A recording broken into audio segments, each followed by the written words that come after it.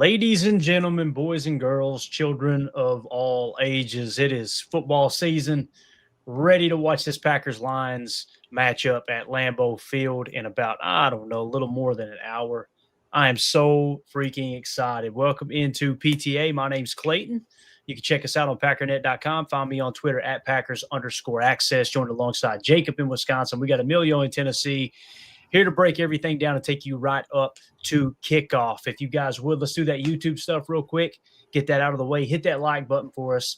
Smash that subscribe button. Make sure you click the bell icon so you're notified every time we do go live. If you're new here, thank you for making us a part of your pregame festivities. And if you like this type of content, get used to it. We'll be doing this every single game this season, as well as a post-game show immediately following each game. So, gents, let's go around the horn once here. How are we feeling about this game? Jacob, we need to hear the noise. All right, give us the noise for the first time in the 2025 NFL season.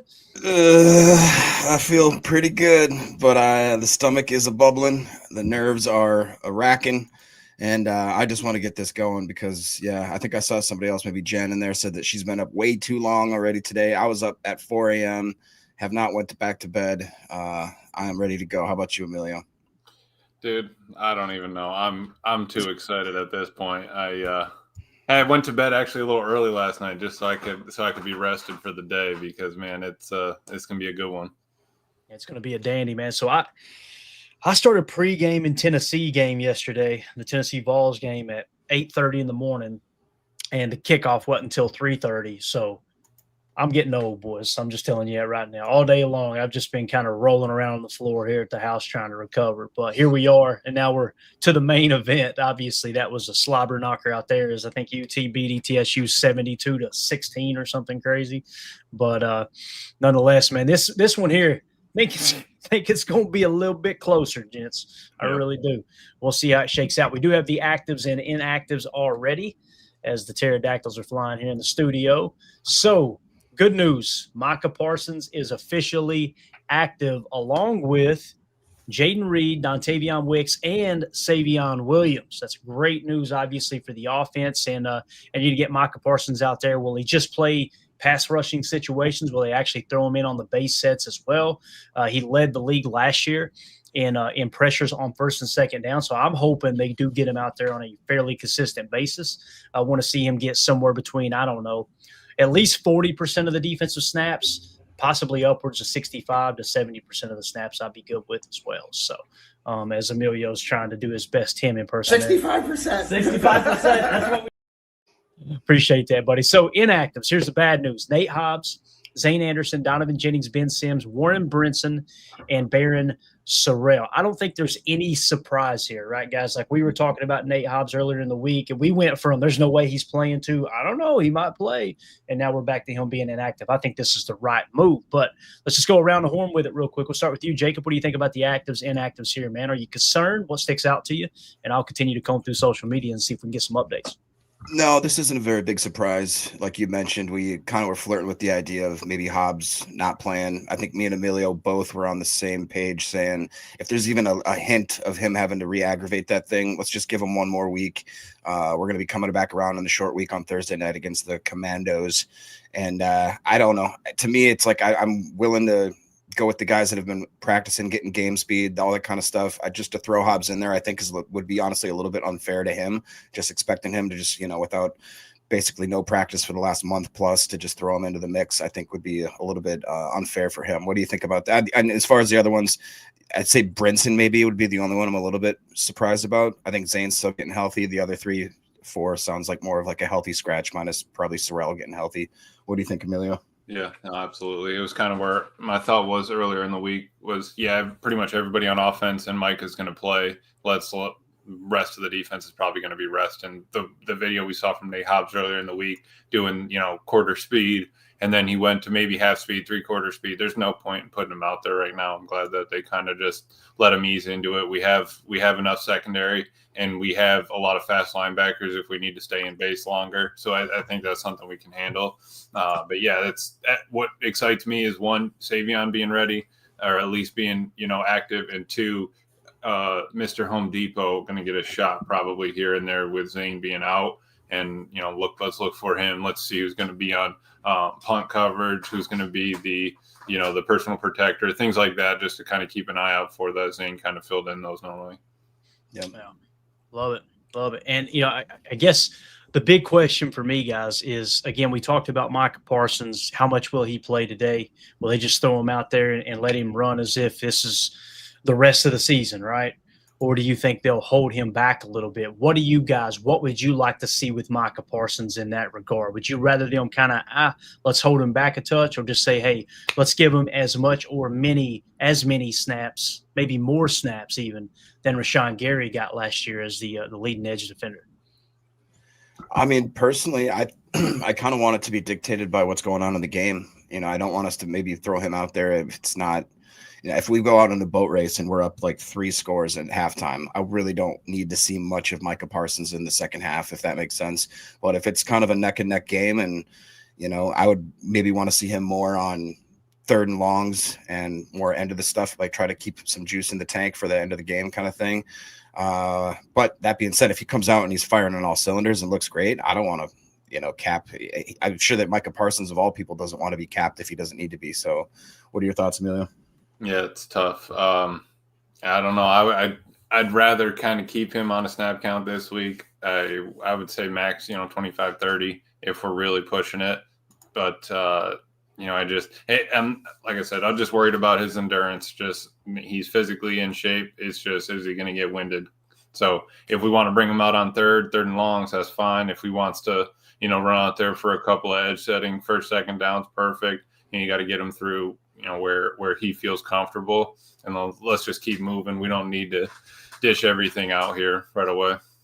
Yeah. And the inactives for the Detroit Lions are Thomas Harper, safety, Sion Vaki, running back, Trevor Nowalski, I think I'm saying it right, linebacker, Chris Smith, defensive lineman, Mekhi Wingo, defensive lineman, and Tyrus Wheat, defensive lineman. Guys, that's not including their other defensive tackles, other 2 defensive tackles that are already on IR or PUP. So, I mean, they're pretty thin at defensive line. There's no 2 ways about that. Anything you guys want to add to the Detroit Lions injury report here?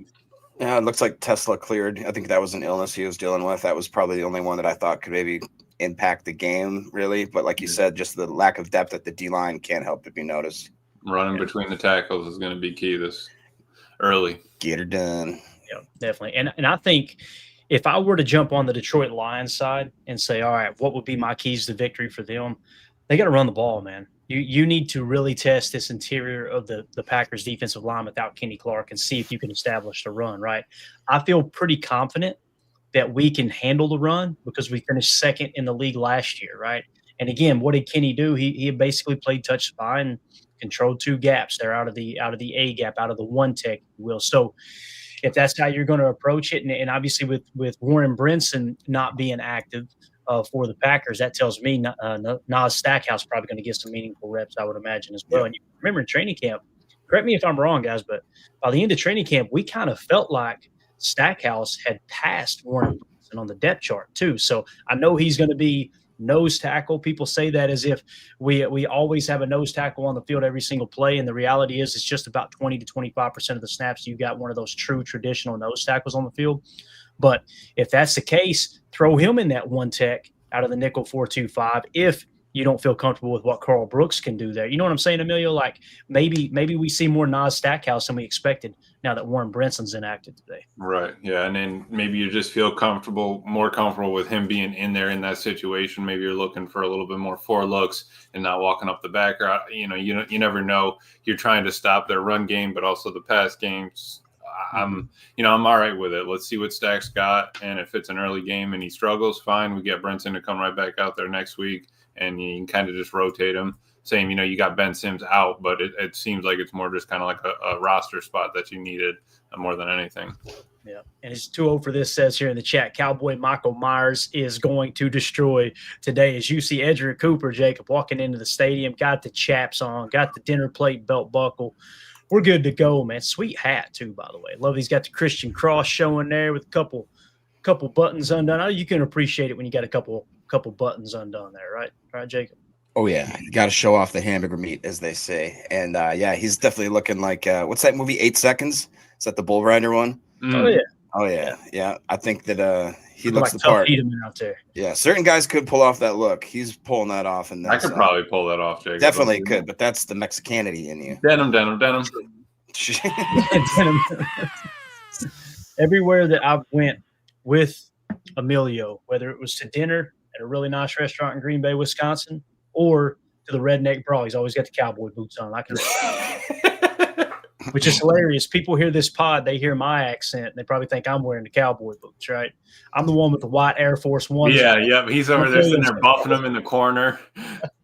Right. You know what's weird? I have those chaps. I just wear them. Yeah. You just wear them Thursday through Sunday. That's it. That must be the tip heavy days, right? If you guys would, please hit that like button, hit subscribe, and feel free to sub to the channel. Click that bell icon so you're notified every time we go live, including tonight when we do the post-game show immediately following. I know we got a bunch of people in here, and we truly, truly appreciate you making us part of your pre-game festivities. What kind of days Edgerrin Cooper going to have, gang? Since we got it on the screen here, obviously this dude is becoming a fan favorite. I don't know if you've seen his IG story. Matter of fact, I'll try to pull it up for you guys. But what do y'all think Cooper's going to do today? I mean, what is he not going to do, right, Jacob? I mean, realistically, I could see him with 8 tackles. I want a sack, maybe a PBU. Honestly, I expect him to have a good day. I really do. Yeah. What do you think? I was going to say 5 tackles, at least 1 for a loss, and let's get a pass break up there. So we're about the same. But you're going to ask them to do a lot. We're going to see Quay and Coop starting together. Second time they've ever actually started a game, you would think, together. Let's kind of see what that combo can do. We're going to be in nickel a lot. Yeah, for sure. And again, here's the IG story that Edgerrin Cooper put out earlier today, the Michael Myers. I love it. There's no caption with it at all when he does this. It's just a picture of Michael Myers, right?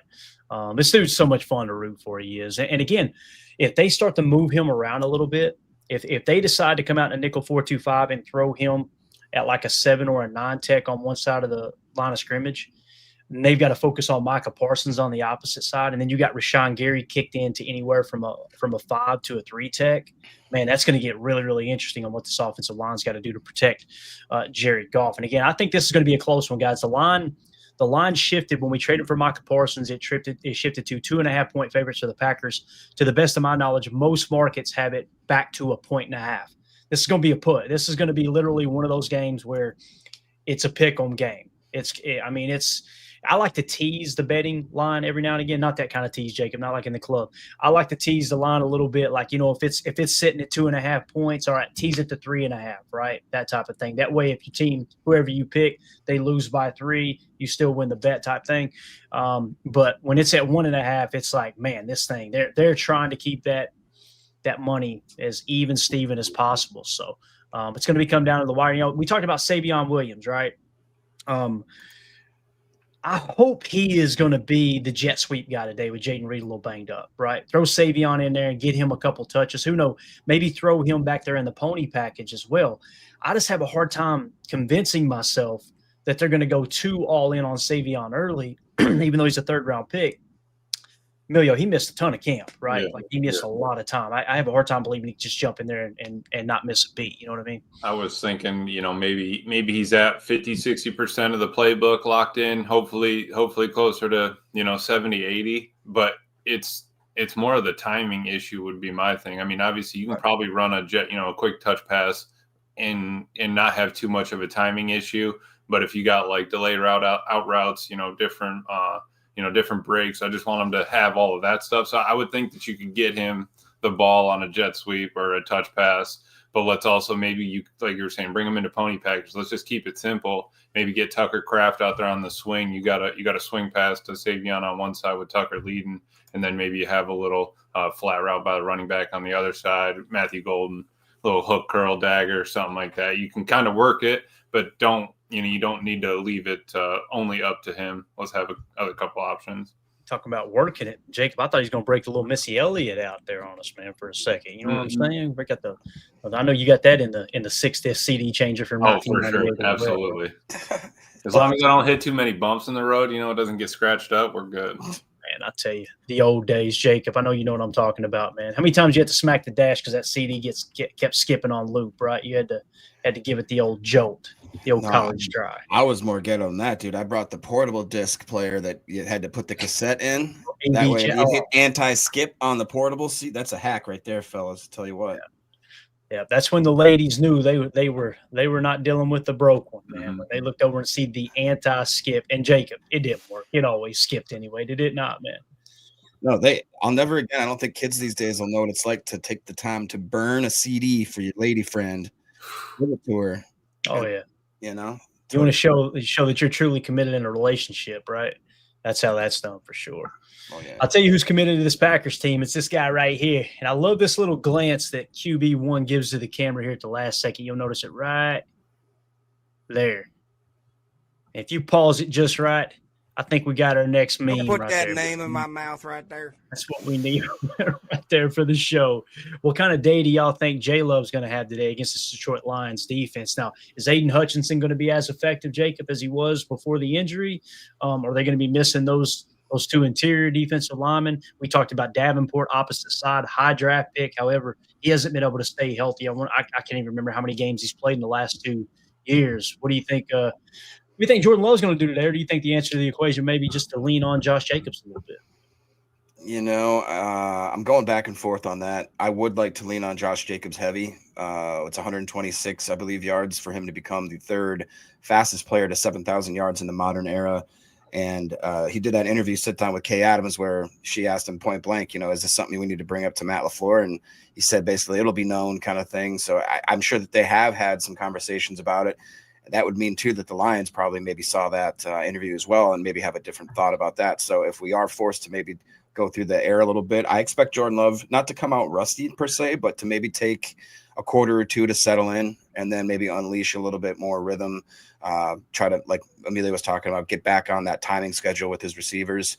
But all in all, I expect Jordan to have a decent day today. And if he comes in firing on all cylinders, we could have ourselves a pretty – I don't want to say a boat race, but if he comes out firing, we could have ourselves a very enjoyable afternoon. Yeah, Emilio 2-0 for this says 542 yards and 6 tutters. Mm-hmm. Man, I need some of that. That's what happened when I simmed it on easy, and then I just had to – I went back, and I really should do it real quick in between the games, see if I can't get it simmed up, see what Madden says for us so we can get everybody an updated number. But, yeah, I would – it's got to be over 200 for Jordan, 2 touchdowns, and then if a run game takes off, we're good. I'd be fine with, anything over 200, 250 would be perfect. 2 touchdowns, get Josh Jacobs 1, and then we'll see what happens. Maybe the D gets a turnover and something like that. Yeah, for me, it's all about protecting that football. And I know you guys get tired of hearing it, but it's so important, so vital to getting a dub, especially especially on the road. But if you're at home, man, you've got to protect the football. You got to win that turnover differential for sure. Michael A. Smith says, Love 250 yards and 3 touchdowns. That sounds a little more realistic than 2-0 for this. Although I would love if 2-0 for this was correct in his prediction there. And we got some live shots from inside Lambeau. This is from our buddy Big B. Make sure you go give him a follow over on X at Big Packers 4X. As you see, he gives you a live shot of the crowd here inside Lambeau. Looking beautiful, man. You got just enough cloud cover. It's kind of partly cloudy. You see that blue sky occasionally. You're going to see the sun pop out a couple times. We're looking at like low to mid 60s. I don't know, somewhere between 7 to 10 mile an hour winds. Perfect football weather. There's no doubt about that. So, let me ask you guys this. We talked about Jordan Love, right? We talked a little bit about Savion Williams, obviously Micah Parsons, what the defense is looking to do. If you had to put a successful number on Josh Jacobs today, what would it take from Josh Jacobs? Jacob, we keep talking about how it's so important to get the run game going, keep it going, and don't back yourself into a corner where you got to throw the ball all over the yard to try to win the ball game. What do you think would be a realistic or a reasonable number to say, all right, I want Josh Jacobs to have this many carries, this many yards, and you can throw touchdowns in there if you want as well. What do you think, man? Yeah, I believe that last year, I think the minimum rushes or attempts that he needed to get 100 yards, I think was like 23 to 25, something like that. So I would like to see somewhere, between the 23 to 26 range, just really feed him the ball. Try to get it in his hands, but don't force feed it. If it's not working, I don't want to just keep, beating our heads against the wall kind of thing. But it would be, in my opinion, to start out and try to run that ball. It's perfect weather. I just think that to get Love eased into that, not force him to use that hand too often if it's uncomfortable, which, again, maybe that would mean not running it as often, because if the exchange is a little bit difficult for him, that's another thing to think about. But it just feels like fall's in the air. It's football weather. I think it just means that Josh Jacobs needs to eat. But I'm seeing people saying 100 yards, 30. If we give him 30 carries, I find it hard to believe that we wouldn't have north of 126. I completely agree with that. What do you think, Emilio? What would be a good number, a good round number for Josh Jacobs? I tell you, a perfect number for me would be get out to an early lead, and I want to see Emmanuel Wilson get more carries than Josh Jacobs. You know what I mean? Let's boat race these fools, get Josh Jacobs out of the lineup. I don't think that's going to happen, obviously, but what do you think here, realistic, and what it would take for the Packers to be successful for Josh Jacobs' stat line? Yeah, if he breaks out, and I mean, if we can get him that 126, perfect, to get him to the shortest time. But I'd be happy with anything over 75 to 100 yards if we can get him a touchdown. And then, you're churning it out, probably rotating in the other backs. Like you said, let's get Emmanuel in there. But I'd like the offense to be close to half and half. I don't want us to be 70-30 pass to run. We need to kind of keep it even, try to keep the game close. Issues last game, the previous couple of times we played the Lions, is we've just gotten behind and haven't put up a touchdown on the board until basically the second half. Like we're getting down 20-3, 20-0. So it's something that we need to kind of, come out fast. You heard Jay Love talking about, let's get Mike out there, the defense out there first, get him a stop. Crowd's going crazy. You kind of speak it into existence. Offense goes down on those scripted plays and gets it done. But I think that we really just kind of need to start the offense off fast. If it's Jay Love throwing a touchdown or Josh Jacobs taking it to the house, I'm good with either. Yeah, Aaron Rodgers with the super chat. Thank you so much, buddy. Appreciate you. He says, let's finish this great weekend with the dub. It's finally game day. Go Pack, go. Amen, amen, amen. Thank you for the super chat, Aaron. Appreciate you so much, everybody. So another player that was down on the field just a few minutes ago is a guy I feel like, believe it or not, is going under the radar this year, man. I don't know how you guys feel about it, but Xavier McKinney, I mean, you're talking about a guy that he dominated last year, Jacob. Absolutely dominated. And all we've been talking about is Micah Parsons. All the negative aspect of the Green Bay sports media has talked about is we didn't have a pass rush and all this, garbage. And you look up and it's like, I just don't think enough people are talking about what Xavier McKinney did with this defense. And now that he's got Micah Parsons down there rushing the ball out of the quarterback's hand a lot faster, Gary completely healthy, obviously. You're going to have Devontae White, who's one of the better pass rushing defensive tackles. And I want to say this.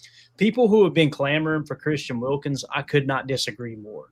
Yeah. You got a guy who pretty much got kicked off the team for doing weird stuff, right? There's videos of him all over the field, sticking his hand where it don't belong on opponents and all kinds of just really, really strange stuff. And then you look up, he obviously signed that huge contract, and they said, you know what, we're better off without him. They cut him loose. And then you look on our side of the field, Jacob, you got Devontae White, right, who has just done nothing but kept his nose clean, kept his head down, been a very effective pass rusher when he was healthy last year. Once he got the ankle injury, obviously it's something that he wasn't really the same player. But not just that, you kind of missed him in the second half of the season. That's one of the reasons why you hear stats like his pressure rate on true pass sets was in the 90th percentile amongst interior defensive linemen. Although you look up and go, he don't have a whole lot of stats. That's one of the reasons why. But again, Xavier McKinney, man, as a takeaway machine, I feel like he's the captain of the defense. That's me personally. And I think he's the kind of quiet leader who's just going to go, you know what, Micah? You go to the front, be in the limelight. I'm going to stay in the shadows and make play after play. Yeah, I mean, ever since he's got here, he's just been nothing but an absolute pro. Locker room guy, community guy, but more importantly, I think, like you highlighted, he's a team leader.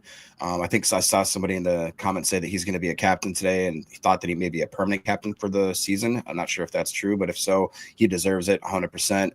Like you said, it's going to be really amazing to watch how he orchestrates this defense.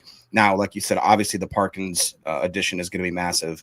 But like you said, having Quay and Cooper on the field at the same time, having a healthy safety room at the same time, having corners he can trust at the same time, having a pass rush that is going to be far and away better than it was last year. And even though at the end of last year it was in spots pretty darn good. So I think that now when this all is put together and he has that massive amount of blue chip talent on the field at the same time, and he's the one kind of pulling the strings, I think, like you said, the unsung hero is probably going to be calling some coverages, some plays, some formations that maybe we don't even know about until it's over and done with. And I don't think that he's the type of guy that's going to want the flowers. He just wants the team to win, and that's why we love him, right?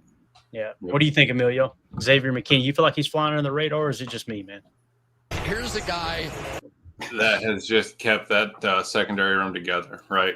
He's teaching the young guys what's going on. He's kind of the glue that's holding it all there. Yeah, if he gets 8 picks again this season, we're cruising. If he just plays good ball and, kind of forces everybody underneath, if they're scared to throw it his way because of X, that's all I need from the man. I mean, if we can force turnovers, perfect.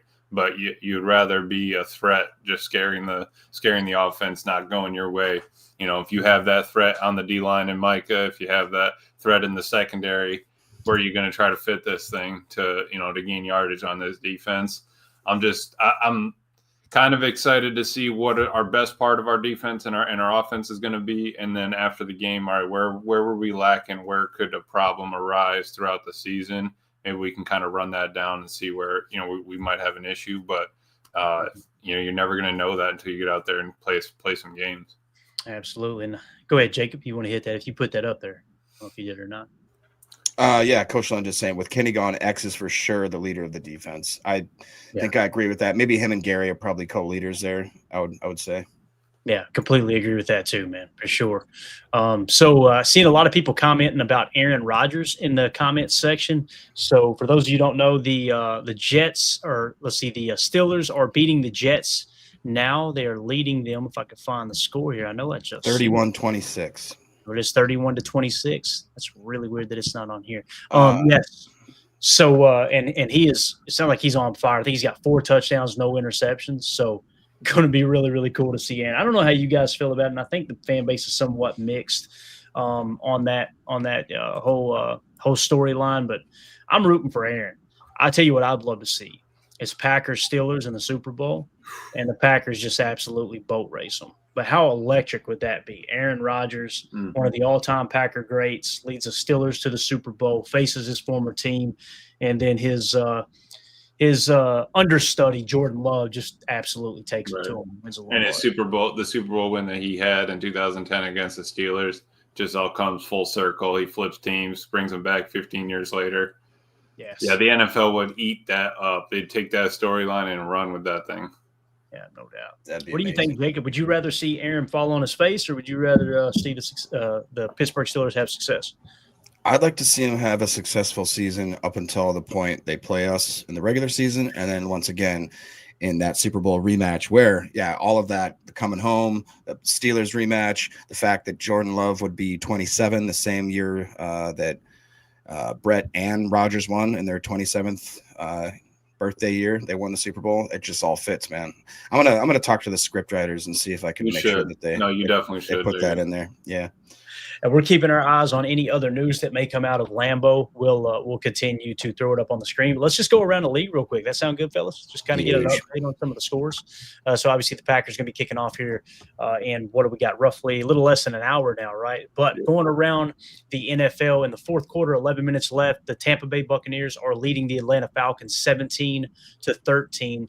You got the Cincinnati Bengals with 9 minutes left in the game, leading the Cleveland Browns 17-16. You got the Indianapolis Colts. I don't mean to laugh, but it is funny. Absolutely boat racing the Miami Dolphins 30-8 at home. There's only 4 minutes left in that game, roughly. You got the Raiders beating the Patriots with 13 minutes left in the fourth quarter. They're winning that game 17-10, the Raiders are. And then you got the Arizona Cardinals leading the New Orleans Saints 20-10 with 8 minutes left in the game. And then there's the game we were just talking about. The Steelers are leading 31-26. However, the Jets do have the football, and they are driving. They are well within field goal range. Obviously need 5 points to they're trailing by 5 points, so a tutter is what they're going to try to get out of it. Did you like how they were kind of running their offense there, Clay? Like with a little bit more read option. The Jets staying a little bit run heavy, a little read option, having Justin Fields do what he's good at. Yeah, and here's the thing about that zone read, though, man. What I noticed with the Steelers, and this was really cool, there's a couple of different ways that you can attack the zone read, the read option. You can attack the mesh point, right? Or you can kind of play it conservative, right? And make them choose their. What I noticed with the Steelers is they designated two defenders on the QB side, okay?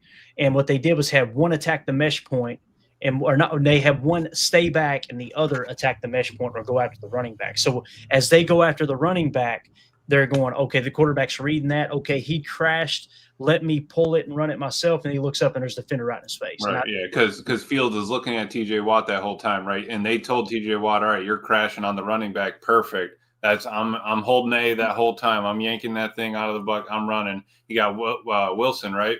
Patrick Wilson loop around the corner, and you just eat him up. So it's you kind of see it. I'm glad we're not going to be running the read option that much, but just keeping them honest, keeping TJ Watt honest. It's a good thing to kind of have in the back of your head of what a possibility.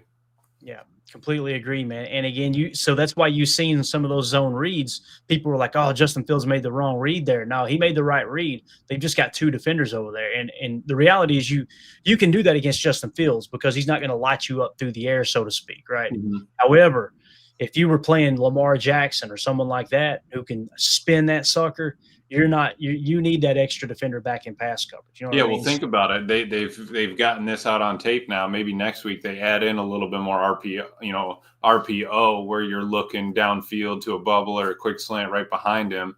That way, if that linebacker's crashing, you could still hit a quick slant right behind his ear. You get your 8 yards and go. Definitely. And you see here with Justin Fields' stat line, he's 14 of 17, 206 and a touchdown. He's taken advantage of the fact that they are dedicating, they are, allocating two defenders just for that zone read. So it's obvious he is dicing them up down the field. But you see here, Breece Hall running the football, 17 carries for 104 yards. But again, back to Aaron Rodgers' stat line, 17 of 23, 229, 4 touchdowns. He has been sacked 3 times. Justin Fields hasn't taken a sack yet. Garrett Wilson's still that dude, 7 catches for 95 yards, and DK Metcalf having a pretty good debut there, 3 for 72.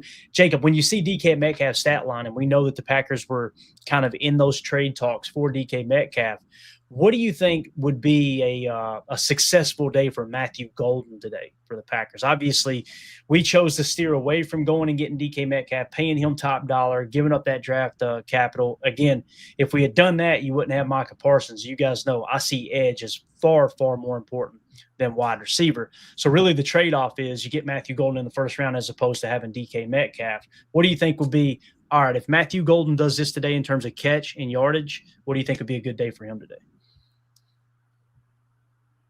You're muted, brother. Yeah, Jacob, come on, bud. Personally, I think that he's going to have, I would say, at least 5 or 6 targets. I'd hope that he'd catch 4 or 5 of those balls, maybe around 70 yards, and I honestly would expect a touchdown. If you go off of what I believe Prize Picks has him at, I think his over-under right now is 50 yards. So I would easily kind of take the over on that, in my opinion. And I want to say that they only had him for like 2.5 or 3.5 receptions. So I personally expect him to kind of shatter that. There's just nothing that he's shown in his progression that this game's going to be too big for him. I haven't seen any nerves. I haven't seen any inconsistencies. I mean, even guys like, I think it was Wildy and Tausch or maybe Herman or something was saying, or just Domofsky said, I've not seen him drop a single ball all offseason, all OTAs, like preseason, nothing. The guy's just been absolutely nearly perfect. And I look for that to continue this week. Yeah, definitely. Jake O said he wants to see 6 catches, 77 to 100 yards, and a touchdown. That's pretty lofty goal there, Amelia. What do you think would be realistic for Matthew Golden? Yeah, that's lofty. I mean, shoot, if you're asking for the best outcome, give me what Garrett Wilson just had, right? What was it, 76 yards, something like that, a touchdown, couple catches. But, if anything over 50, like we said, can he get to where's he going to be in the first quarter of the season? I think we were talking about 250, 300 yards. You got to get a chunk of that now to start to try to chase that. But I think he's kind of got that. I think Matt's going to look for him to try to get some of those plays opened up for him. And then Jay Love just needs to deal. He just needs to, stay cool, confident behind that old line. Hopefully they build a nice wall and protect that man because we need to keep him upright as long as possible this season. Yeah, Jaco, again, man, I hope you're correct, buddy. If Matthew Golden goes out there and has somewhere between 80 to 100 yards and a touchdown, woo, I'm going to be over the moon, man. I hope you're right. H.E. Solder says, I don't have Golden in fantasy football. Feed Dobbs. So there you go. He wants to see some more Dobby. And then the important question here from Greg Rice says, how badly is Jacob losing in fantasy football today? Jacob, you want to give us an update on your team, sir? It's pretty bad. Bates is cooking. I'll just say this. I'm nearly getting beat right now by almost 100 points. So it's going pretty good. We are back, baby. Football is back. That would, listen, I can't pile on too much because that would be my fantasy football team if I was playing. So I promise you that. My bench is crushing it, though. You guys would be real proud. That doesn't count. So if you guys would, I know we got a bunch of people in here. Please do us a favor. Hit that like, hit subscribe, click the bell icon so you're notified when we go live. Thank you all for making us a part of your pregame festivity here. And on to some more scores across the league. You got the Washington Commanders are leading the New York Football Giants with 12 minutes left in the fourth quarter. The Commanders are leading 14-6. The Jacksonville Jaguars are leading the Carolina Panthers 17-3 at home, and that's about to hit halftime there. So that's just kind of a little around the league, give you guys an update on what's going on. Now, I will say this about this Commanders game, boys. The fact that the Giants have got damn near to a one-score game here, right? Or actually, it is a one-score game, including the two-point conversion. Does that make y'all feel a little more comfortable about that matchup? We got off a short week coming up here on Thursday, Amelia. What do you think? Do you think the Commanders will improve this year? Do you think they'll take a step back? Or do you think they'll be about what we've seen last year? What do you think? As you see Jaden Daniels, 16-26, 188 yards and a touchdown, no interceptions. He has been sacked 3 times. Maybe that's the cheat code there. I was just going to say, I think that's going to be kind of our key is how much tape can you get on Jaden Daniels to make it so that you have an idea on where he was last year. You maybe get a little sophomore slump out of him. But, 3 sacks, 21 yards versus, Russell took 2 for 11. You're taking yourself out of a good down and distance when you have those kind of sacks, and keeping them under 200 yards.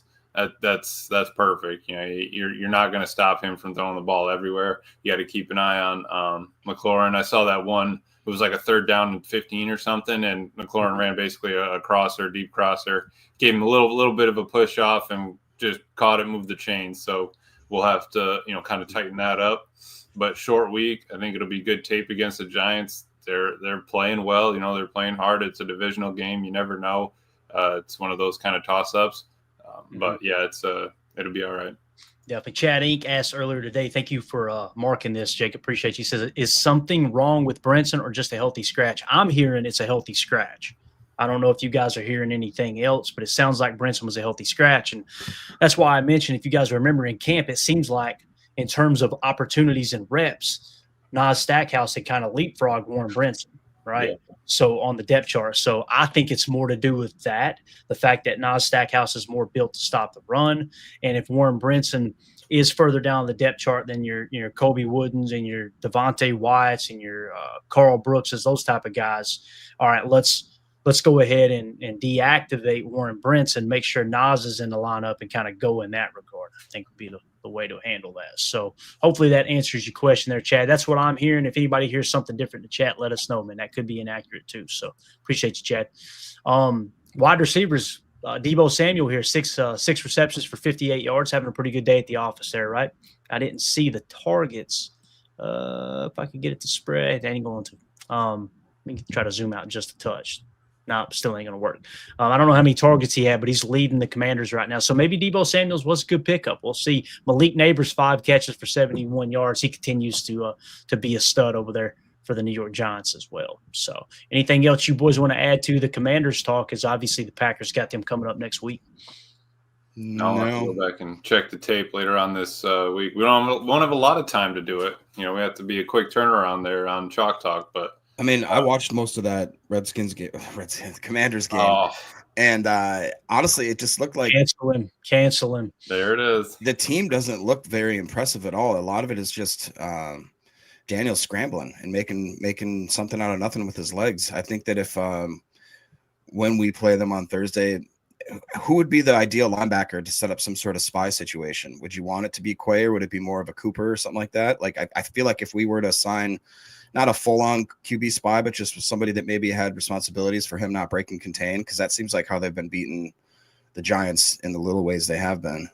I completely agree. Now, the way I see that is I don't think it's a big misconception, and this isn't saying you think like this, Jacob, but when I hear other people talk about it, it's constantly, we need to put so-and-so spying the quarterback. Mm-hmm. You do that, and you just take this one player, and the whole game plan is you're just going to sit there in the middle of the defense and spy. You're setting yourself up for failure. You do that, you're going to get your ass kicked in that. That is correct, Coach. I think what you want to do in that scenario is whoever you have playing the hook curl, right, in the middle of the field, 1 second, heck, it might be the defensive edge, which, by the way, I seen TJ Watt drop into coverage earlier, and I was like, oh, Joe Barry. Is Joe Barry? Oh, no. But whichever defender you put in that hook curl, put emphasis on, hey, look, you got to make sure that Jaden Daniels doesn't run all over you, that type of thing, right?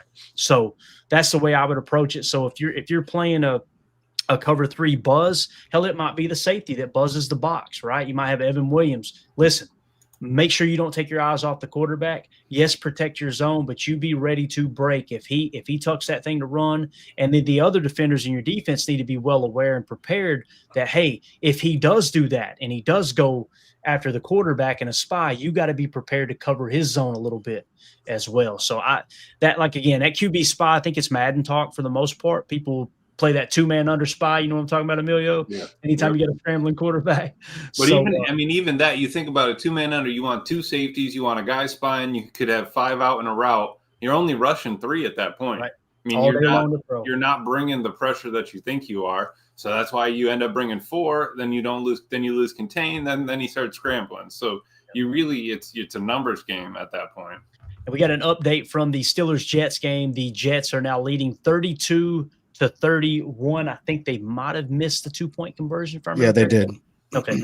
So Aaron's going to have a shot here. Aaron Rodgers is going to have a chance with 7 minutes to go to lead them back down the field and give them at least a field goal to give them the lead. We got Tim joining us now, who was boots on the ground over at Lambeau earlier today. Tim, man, tell us what the environment was like, dude. What was it like over there at the hallowed grounds of Lambeau Field? Pretty quiet pregame from those Lions fans that are out there. I don't think they're talking as much trash as they were talking last couple of years going into a game. But the vibe is strong. Got to shout out my cousins, Neil and Zach and Adam. Met them out there. Had a couple daddy sodas. No, you did. You did not, Tim. No way. Oh, yeah, man. It was awesome. Love to hear it, man. What's the weather like, dude? Is it just absolutely perfect, man? Oh, yeah, it's perfect. Fall in Green Bay, man. You got to love it. It's like 60s right now. I'm sure it'll be a little cooler by the time everyone's walking out of the game, but beautiful day for football at Lambeau. Love to hear it, man. Love to hear it. I'll tell you what, it's a beautiful day for this guy to go out and have a damn ball game today as well. As you got Jordan Love on the field warming up. Bill Huber tweeted this out. Listen how quiet the box is. See that C over there stitched on the right shoulder? Let's go. Yeah, let's talk about that. I'm hearing rumors that we have season-long captains now. Is that true? Has anybody else? It's about damn time. I hope it's true. I saw that in the chat. I thought Ron Sanville said something about that. I think that maybe it's not the case, and the guys are just as surprised as we are. Tim just snuck in the locker room and said, I'm going to fix this right now. I'm going to sew the patch on myself. So I think that's what really happened. Wait, so I think we're all in agreement here. Jacob, do you agree? You want the season-long captains as opposed to, how we've done it here recently? I want at least could you do like 4 tried and true season long and then do like a couple alternates or whatever? I'd be all right with that. But I want some captains to be solidified throughout the season. Yes. Got it. Emilio, you agree, man? Three captains for year long, 1 floater each game. That's kind of where you know a lot about floaters. That's where I would be. But because you want somebody that's going to be there. I was listening to the Dallas pod a little while ago. They were talking. Yeah, they have like 6 or 7 captains. They were like, well, there were just so many votes. We can't, not include them all. And it's like, no, I feel like you want to be able to go. Emmanuel Wilson's got something to say. Hey, let me just go to Love and tell him. Or you got somebody on defense. Home Depot's got an issue with something. All right, I'm going to go over to X. And hey, X, figure this out for me. What's going on? That's I feel like you can be a little bit more set by that. If you notice here too, as we pause this shot, he is still wearing the cast, the wrap, whatever you want to call it. He being Jordan Love on the left thumb. So as Coach Lynn says, Love looks like he has a tape job on the thumb. That's obviously a little bit more, a little easier to manage, I would imagine, Tim, rather than having one of those big, thick braces, right? So that's a good sign. Yeah, I think we talked about that earlier in the week that, hopefully, from where it started to where it is today, we'd see it get, smaller and smaller, right? As far as the wrap and what he's got on there. It's not like being a D lineman or somebody where you can, put the foam in the club over the hand and just play ball. So seeing this makes me feel good, actually. I think he's going to be good to go. Obviously keep an eye on the exchanges and the snaps, those kind of things, but I think J Money's ready. Yeah, I agree. And it looks like Matt Schneiden threw a tweet out here, Emilio. Look who just ran on the field just a few seconds ago. He said, you're unbelievable, man. Only Emilio would say Travis Glover. He said, Micah Parsons takes the field at Lambeau. So here you got Micah Parsons going out on the field. Again, this isn't the official introduction, but just getting out there. Him and Tucker Kraft dabbing up right there as he goes on. You think Curly's smiling right now? Oh, my God. Yes. He's like, yeah, let's let that dog wear our jersey. Dude, he looks jacked up. He looks like the type of player that we need at the beginning of games that absolutely just gets these guys fired up, gets the piss hot. That's got a little bit of that job mentality, Jacob. Walking in a little bit of swag. I mean, you don't know anything about swag, but walking in with a little bit of swag. He cracked his knuckles. Wow. Tim, what do you think, man? What are you expecting from Micah Parsons today, man? Let's say that he plays 80% of what a normal workload would be. Let's say that they kind of limit him roughly 20%. Do you think he has to have a sack to be a successful day, or do you want it to be something that, hey, look, let's just continue to move the quarterback off his spot top day? You know what I mean? I'm with that, Clayton. I wouldn't put it past him to get there at least once, right? It's Micah Parsons, maybe a sack or a half a sack, but I don't think that's the barometer to judge its debut in Green Bay. I'd like to see, hopefully around that 20, 25 snap mark or something like that, pepper him in and see how he looks out there. But I think as long as he does what he does, we'll be fine. We just want to see what he looks like out there. I wouldn't want to make too many rushes to judgment. He's still the new kid on the block. We talked about it about 85% the way there, grasping this scheme and this defense and getting to know his teammates. I think he'll probably get there, make it interesting, keep Jared Goff guessing back there, and maybe a tip ball at the line or something. You never know, maybe even a pick. Who knows? But I think bottom line, he's ready to play. We can put all the rumors aside. He looks ready to go for sure. Yeah. What do you think, Jacob? You getting excited yet to see number one out there, man? Oh, I'm going to call some dinosaurs pretty quick here. Hey, just for take a quick second. We just crossed over 500 live viewers on all streaming platforms. If you guys could take a second to hit that like, share, subscribe. And then also the post-game show is going to be coming up. The link will be set on the page, I'm sure, pretty much after we go after we end the live stream here. So if you guys could share that and maybe like on your Facebook, your X accounts, and tell people like, hey, we're going to be going live at the end, probably before the end of the game if it ends in a boat race, which I hope it will. And then that way we can get some more viewers and have a great, fun post-game show. Yeah, definitely. Appreciate that, man. Yeah, appreciate everybody hanging out in here with it. Pre-game and post-game shows are some of my favorites, man. Yeah. This is just. Like, you see the walkout video Packers just tweeted? I think so, yeah, with Jordan. I think you've seen what I just seen, too. I've seen it. Yeah, let me pull it up. And, again, shout out to Big B. I didn't say that. Big B is the one who tweeted this video out right here, so make sure you guys go give him a follow as well. So, yeah, Emilio, I was trying to pull it up as you said it. Explain to everybody what you see in this picture, man, without giving it away too quick. I mean, look at number 10 right there. Looking great. Got the C stitched on. Uh-oh, what's going on in the back there? What's number 2? That second player there. What's he got on his chest? Is that a C on the Tuck Norris? I'm gonna throw up. Man, they got Gatorade lined up for that man in the back. I mean, he gets a touchdown. I want to see him shotgun one just as a nice selly, you know? How cool is that, man? Tucker Kraft is a team captain. That is absolutely awesome. And again, man, those exit interviews, right? And the exit, the locker clean out last year when they got beat, right, in the playoffs. He said, I'm gonna take on a larger leadership role with this team, and this ain't good enough. And then it was almost like he was saying without saying, Tim, like that this didn't hurt enough for some people, some players. And he said he was going to assume more of a leadership role. That's a guy we haven't talked about at all.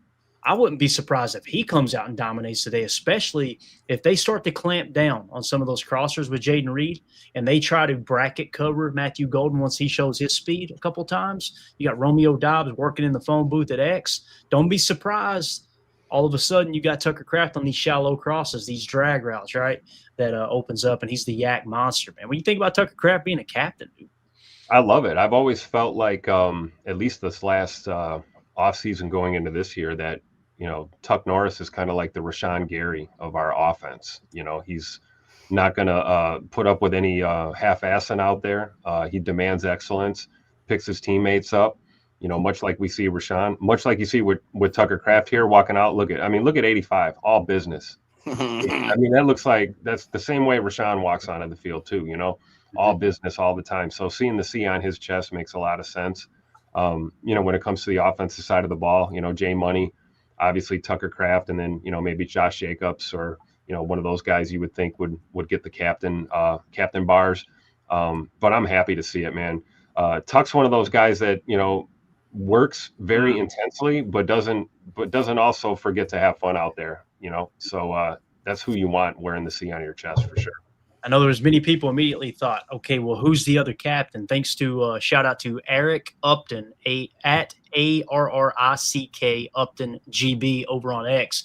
It looks like we have Captain Patches back. And of course, this is Xavier McKinney is going to be your other captain. And we led the show off with it, right? Jacob, Emilio, we're talking about, man, not many people are talking about Xavier McKinney, the fact that he is a captain as well. So it sounds like the three captains that are locked in for the season are Jordan Love, Tucker Kraft, and Xavier McKinney. Does anyone know if the players voted on it?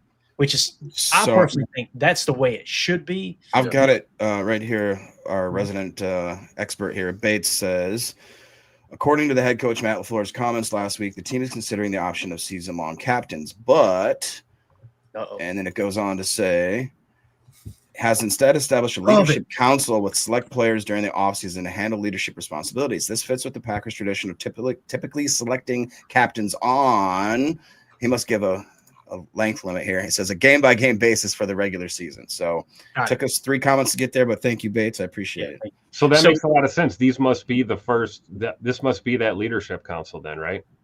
These guys are wearing them week 1.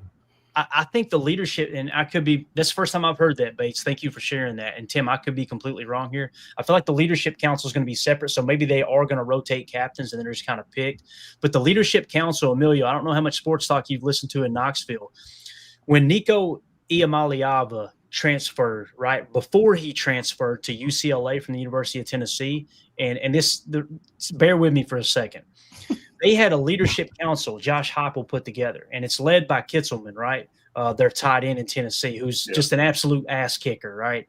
They put this leadership council together, and Josh Heupel leans on them to go, hey, this is your team. Yes, I'm the head coach. I'm leading things. I got you. But the leadership council is what's going to determine and dictate how far this team goes and what's allowed and what isn't. So Boo Carter, one of the most electric kick returners you'll see in college football this year.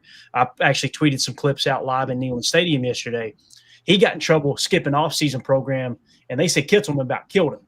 So you want that leadership council. I love the fact that they put a leadership council together. I don't know how you guys feel about it. Emilio, does that sound like what you've heard in and around Knoxville as well? Yeah. And I love that the Packers are kind of going with that route. So it's huge. Absolutely. Players being able to hold other players accountable is key. I mean, like we've talked about before, Matt can't be out there. Halfley can't be out there. You got to have somebody that's one of the 111 out there that's holding you responsible as well, because you never know. You get heated, you get excited, you get out there, you start throwing hands, you're doing this, and that. You need somebody with a level head to kind of, reel you in. But yeah, you want to also be able to go to them if you have a question, if you want something, you got to get something off your chest. I'll leave it to the guys that, care about this team, that want to see us succeed, and kind of go from there. Tim, how about this shot right here, man? You're going to love this, dude.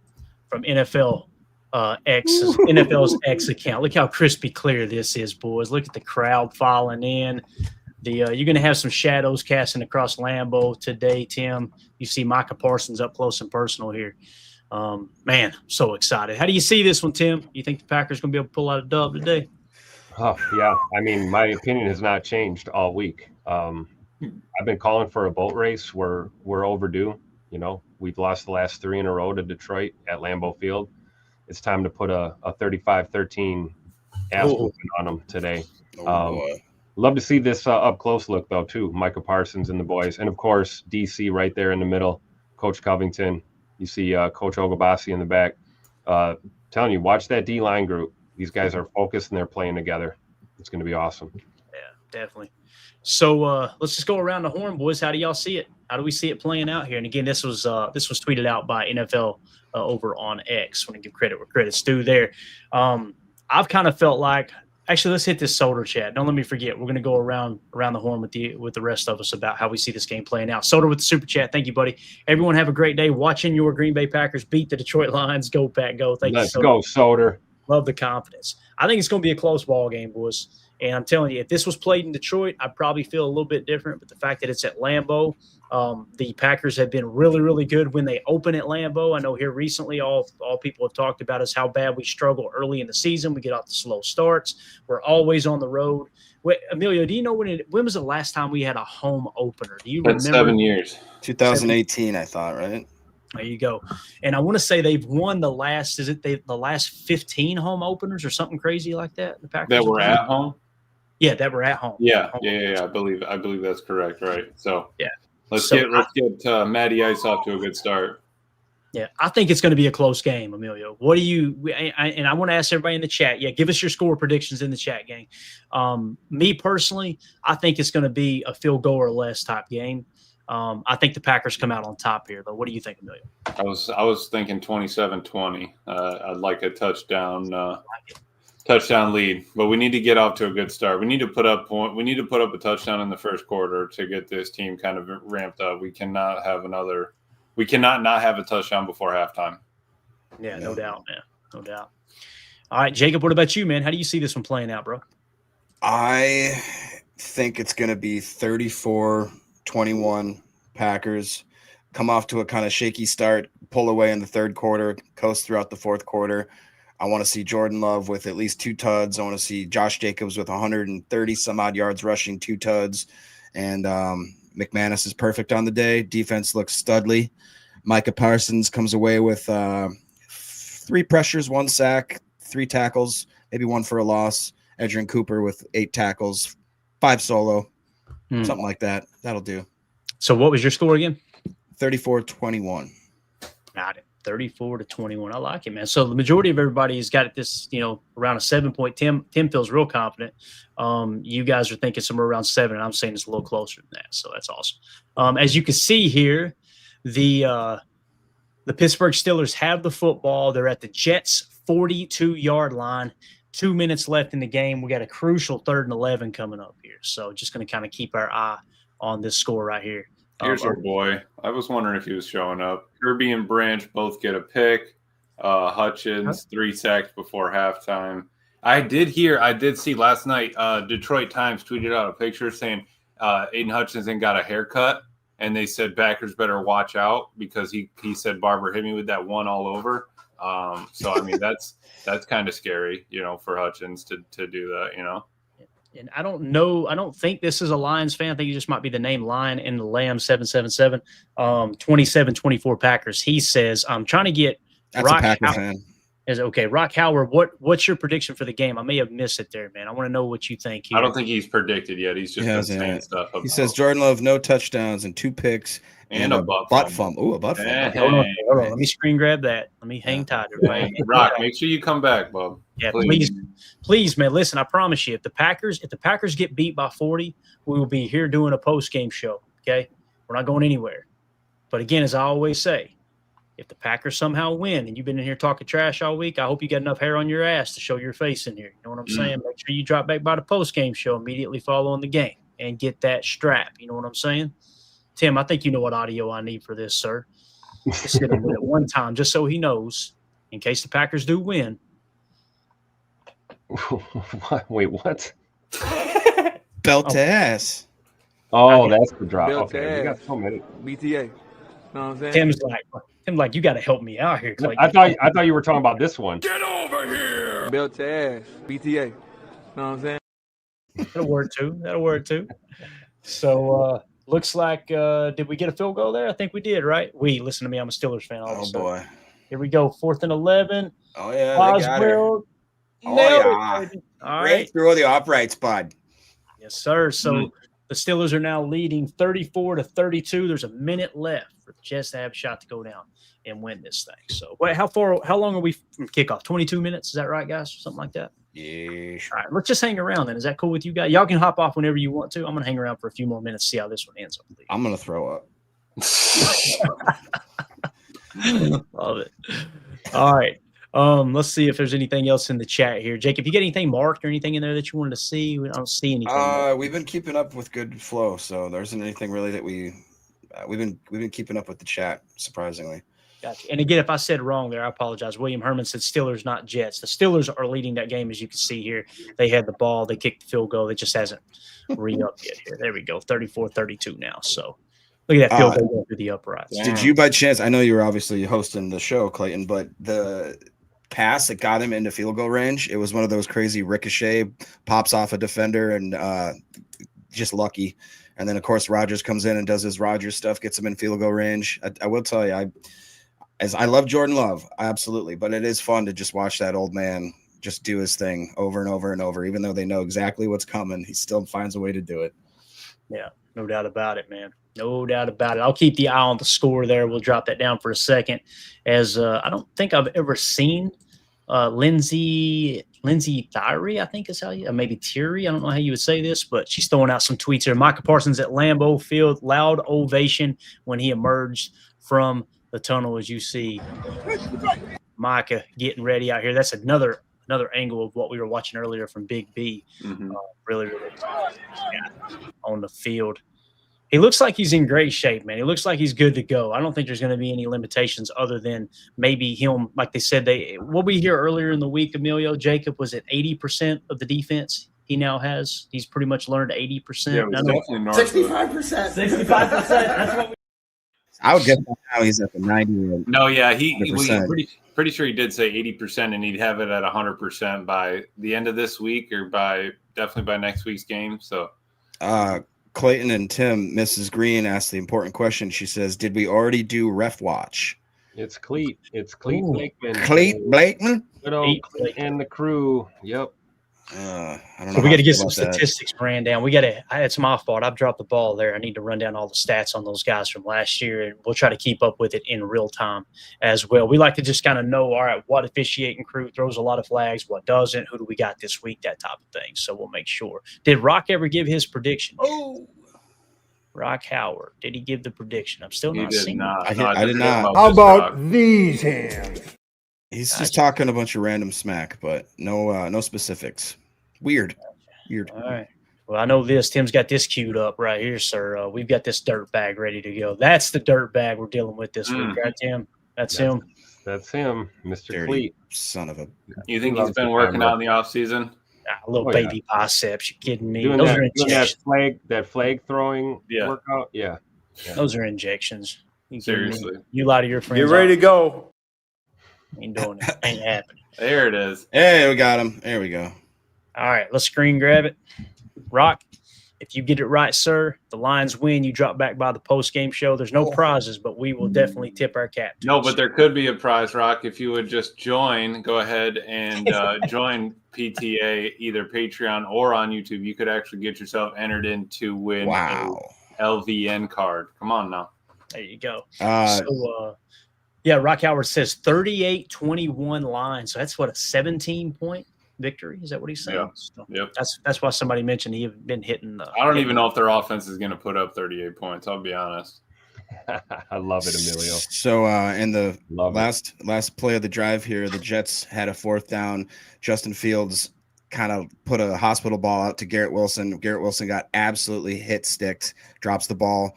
Steelers on the win. He got crushed. No flag.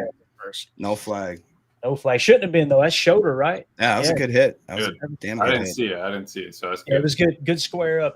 I understand why you asked me. It seemed like more times than not in those situations, right? A flag Yeah, up yeah. out the game. So let's get this dirt bag off the screen. I'm tired of looking at it. Yeah. So there you go. Aaron defeats his old team, the New York Jets, and gets the victory there. Just want to see what the final box score is on Aaron, because he looked like a little closer to old Aaron today, as he finished 22 of 30, 244 yards passing, 4 touchdowns, no interceptions. He took 4 sacks, however, but it looks like his top target, surprise, surprise, DK Metcalf, 4 catches for 83 yards on 7 targets. So he needed to force the ball over there a little bit. Calvin Austin III. Anybody know who the hell that is? Yeah, it's a fantasy sleeper, man. 4 catches, 70 yards, and a touchdown on 6 targets. So, so shout out to 12, now 8, formerly 12, now 8 in Pittsburgh. Hopefully we see them in the Super Bowl this year. That'd be absolutely awesome. So anything else, boys? Parting thoughts as we wrap this big bear up, man. Beat Detroit. Beat Detroit. I don't care if we win by 1. Get the dub. Beat these little kitty cats at home. Finally. Let's go. There you go. As we go around the league one last time, all right? One last time.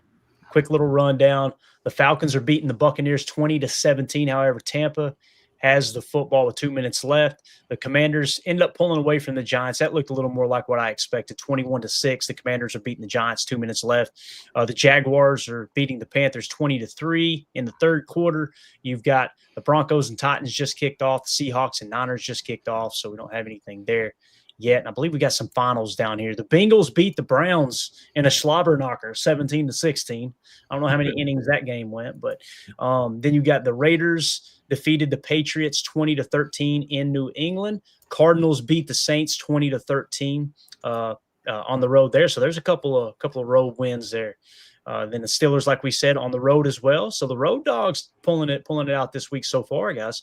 And the Colts just absolutely boat raced the Dolphins 33-8. So there's your quick little rundown across the league. Obviously, the Eagles in a spitting match beat the Cowboys 24-20. Right. Did you see this? The Saints unis? Were they nice? Were they clean? They were like all gold up top with black. I was just wondering what the take was, but if you hadn't seen it, no worries. Yeah, and I'm not a uniform guy either, Emilio. Like I know people get all fired up. I love it when they pay homage. Like I know Tim agrees too. When you go to the throwbacks, I really appreciate those and enjoy those. But like the new lavish, I don't know, man. I don't not like them. I'm just not that dude. They could be out there in t-shirts playing ball. I just want to watch the X's and O's unfold. You know, that's me. So, but all right, guys, that's it. We're out of here. Appreciate everybody hanging out. Had a bunch of people in here today. Thank y'all so much for joining the PTA pregame show. We'll be back immediately following the game for the PTA postgame show. I want to give a special shout out to Aaron Rodgers with the super chat and HE. So how about Aaron Rodgers throwing a super chat out there while he's playing football today? That was pretty cool. And then HE Solder with the super chat as well. Guys, just a reminder, if you want to support what we do here at PTA, go to Patreon, patreon.com/PackerFan Total Access. $3 get you access to all the extra content over there. And it also gets you entered into special giveaways where I'm giving pieces of memorabilia from my stash out. And yeah, basically put everybody's name on a wheel, spin that sucker at the end of our post-game shows. So we'll do one tonight. Anybody, you still got time to join Patreon to get yourself entered into that. If you're not familiar with Patreon, don't want to use Patreon, you can also support us here on YouTube. Just hit that join tab. I think it's around the same amount, $2 or $3. It just helps keep the lights on here. And then we try to give back to those who are supporting the channel every chance we get as well. So thanks everybody in the chat. This was fun. We'll see y'all immediately following the game. Go Pack, go. Let's go get this dub at Lambeau. Here we go. Bye, guys.